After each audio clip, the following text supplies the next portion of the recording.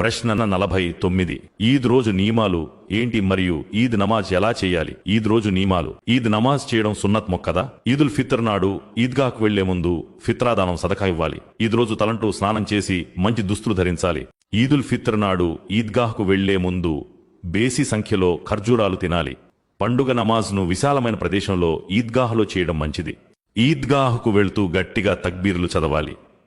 తక్బీర్: అల్లాహు అక్బర్, అల్లాహు అక్బర్, లా ఇలాహ ఇల్లల్లాహు, వల్లాహు అక్బర్, అల్లాహు అక్బర్, వలిల్లాహిల్ హమ్ద్. అర్థం: అల్లాహ్ అత్యంత గొప్పవాడు, అల్లాహ్ అత్యంత గొప్పవాడు, అల్లాహ్ తప్ప వేరే ఆరాధ్యుడు లేడు, అల్లాహ్ అత్యంత గొప్పవాడు, సమస్త స్తోత్రాలు అల్లాహ్కే చెందుతాయి. ఈద్గాహ్కు ఒక దారి ద్వారా వెళ్లి తిరిగి మరో దారి ద్వారా రావాలి. పండుగ రోజు తినడం, త్రాగడం, ఆనందించడం అనుమతించబడింది, కానీ హద్దులు దాటకూడదు. ఈద్ నమాజ్ ఎలా చెయ్యాలి? మొదటి రకాత్.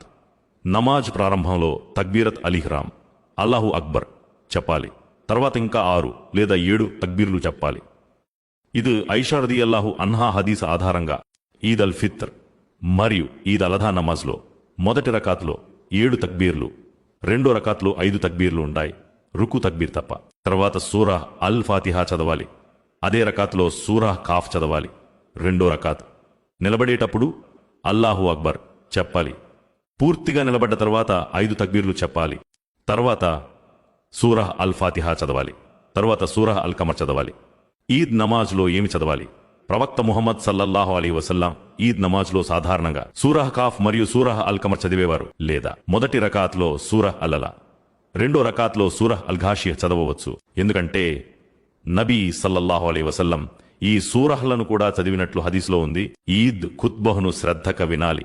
ఈమాం ప్రసంగాన్ని విని ఆచరించే ప్రయత్నం చెయ్యాలి. ఎందుకంటే ఈద్ ఖుత్బా ముఖ్యమైన మార్గదర్శకం. దీన్ని నిర్లక్ష్యం చేయకూడదు. నమాజ్ చదివి ఖుత్బహ్ వినకుండా వెళ్లడం సరైన పద్ధతి కాదు. ఖుత్బా తర్వాత దువ్వాలో ఖచ్చితంగా పాల్గొనాలి. ప్రవక్త ముహమ్మద్ సల్లల్లాహు అలైహి వసల్లం ఇలా చెప్పారు: దువ్వా అనేది ఇబాదత్, ఆరాధన. కాబట్టి ఇమాం దువ్వా చేస్తే మనం ఆమీన్ అని మనసులో చెప్పాలి. మన హృదయంతో అల్లాహ్ను ప్రార్థించాలి. ఈద్ రోజున ఒకరికొకరు శుభాకాంక్షలు తెలుపుకోవడానికి సున్నత్ మరియు సహాబాల పద్ధతి ఏమిటి? తకబ్బల్లాహు మిన్నా వమిన్కుం. ఈద్ నమాజ్ తర్వాత ఈ దువాతో ఒకరికొకరు శుభాకాంక్షలు చెప్పుకోవడం ఉత్తమం. దీనర్థం అల్లాహ్ మా నుండి మరియు మీ నుండి మన మంచి పనులను స్వీకరించుగాక. ఇది ఈద్ రోజున చెయ్యవలసిన ముస్తహబ్, ఇష్టమైన పనులలో ఒకటిగా పరిగణించబడుతుంది. అల్లాహ్ మనందరికీ సున్నత్ ప్రకారం ఆచరించే తౌఫీక్ ఇవ్వుగాక. ఆమీన్.